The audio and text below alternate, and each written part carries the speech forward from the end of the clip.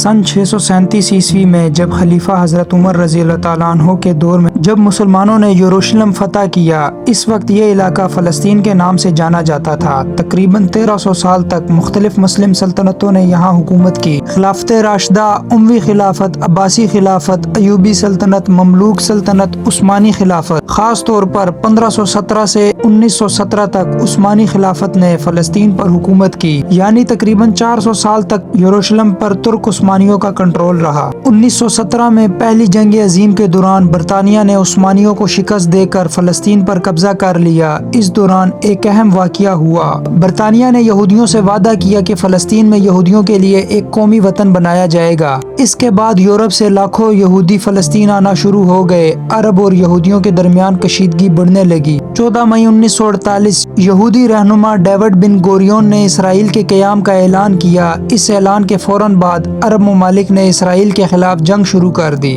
जंग में अरब ममालिक जो शामिल हुए मिस्र, उर्दन, शाम, इराक, लबनान, लेकिन हैरान कुन तौर पर इसराइल ने ये जंग जीत ली। इस जंग को कहा जाता है अरब इसराइल वार। सन 1948 इस जंग के बाद लाखों फ़लस्तीनी बेघर हो गए। इसराइल ने मजीद ज़मीन पर कब्जा कर लिया। सन 1967 में अरब ममालिक ने दोबारा इसराइल के खिलाफ जंग की। इस जंग में शामिल थे मिस्र, शाम, उर्दन। ये जंग सिर्फ 6 दिन चली, लेकिन इसके नताइज बहुत बड़े थे। इसराइल ने मजीद इलाकों पर कब्जा कर लिया। इसके बाद इसराइल की ताकत बहुत बढ़ गई। सन 1973 में मिस्र और शाम ने अचानक इसराइल पर हमला किया।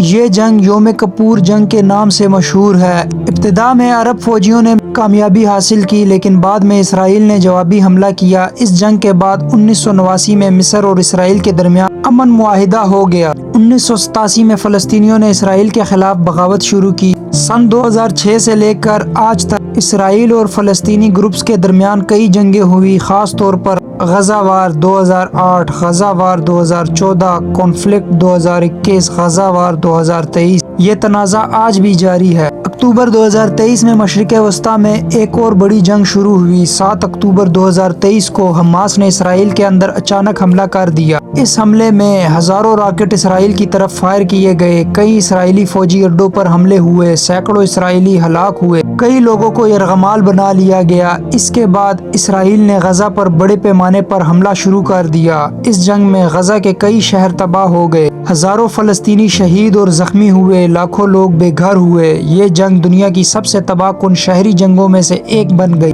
इसी दौरान ईरान और इसराइल के दरमियान भी कशीदगी बहुत बढ़ गई। अगरचा दोनों ममालिक के दरमियान बराह रास्त बड़ी जंग नहीं हुई, लेकिन एक खुफिया जंग शैडो वार जारी रही। इसमें शामिल थे साइबर हमले, मिसाइल हमले, शाम में फिजाई कार्रवाइयाँ, प्रॉक्सी ग्रुप्स की मदद, ईरान की हिमायत हासिल करदा ग्रुप्स जैसे हिजबुल्लाह, हमास इसराइल के खिलाफ लड़ते रहे। इन हालिया जंगों में मुसलमानों को बहुत नुकसान उठाना पड़ा। हजारों फ़लस्तीनी शहीद हुए। गजा के शहर तबाह हो गए। लाखों लोग बेघर हो गए। मईशत और बुनियादी ढांचा तबाह हो गया। गजा में अस्पतालों, स्कूलों और घरों पर बमबारी हुई। इंफ्रास्ट्रक्चर को तबाह बर्बाद कर दिया गया। अगरचा नुकसान बहुत बड़ा था, लेकिन कुछ सियासी असरात भी सामने आए। फ़लस्तीन का मसला दोबारा आलमी सतह पर नुमाया हो गया। कई ममालिकों में फ़लस्तीनियों की हिमायत में मुजाहिरे हुए। मुस्लिम दुनिया में इत्तेहाद की बातें दोबारा होने लगी, लेकिन यह इत्तेहाद बन ना पाया। इसराइल को भी इस जंग में नुकसान उठाना पड़ा। 7 अक्टूबर के हमलों में सैकड़ों इसराइली मारे गए।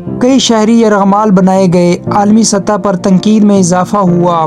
मईशत और सेहत मुतासर हुई। दूसरी तरफ इसराइल ने भी कुछ फायदे हासिल किए। हमास के कई फौजी ठिकाने तबाह किए। अपनी दिफाई ताकत का मुजाहिरा किया। कई मगरबी ममालिक की हिमायत हासिल की। आज भी फ़लस्तीन और इसराइल का तनाज़ा ख़त्म नहीं हुआ। ये जंग सिर्फ ज़मीन की नहीं, बल्कि तारीख, मजहब और सियासत की जंग बन चुकी है। कभी अरब फौजें इसराइल से लड़ती हैं, कभी फ़लस्तीनी मुज़ाहमत शुरू होती है, और कभी आलमी ताकतें इस जंग में शामिल हो जाती हैं। लेकिन एक सवाल आज भी दुनिया के सामने खड़ा है, क्या मशरिक़ वस्ता में कभी मुस्तकिल अमन आ सकेगा? तीसरी जंग अजीम भी इन्हीं कशीदगियों की वजह बनेगी। आपकी क्या राय है? कमेंट में अपनी राय का इजहार करें। वीडियो पसंद आए तो वीडियो को लाइक कर दें, चैनल को सब्सक्राइब कर दें और बेल आइकन को प्रेस करना ना भूलिएगा।